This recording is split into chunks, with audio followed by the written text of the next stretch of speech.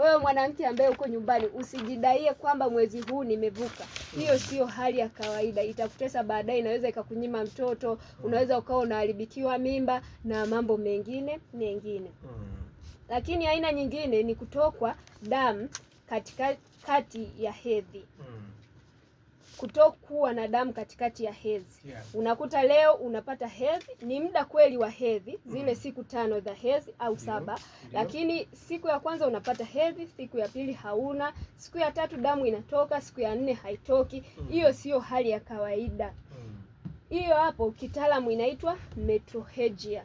Metrorrhagia hii imekuwa ikiwapata baadhi ya wanawake, inasababishwa na lishe duni, inasababishwa na kukosa mazoezi, kunywa maji ya kutosha na vitu vingine. Lakini pia ukishaona hiyo hali imejirudia zaidi ya mara moja, ni vizuri ukamtafuta daktari au ukaenda kituo cha afya ukaelezea hiyo shida yako ili uweze kusaidiwa. Imekaa vizuri kabisa.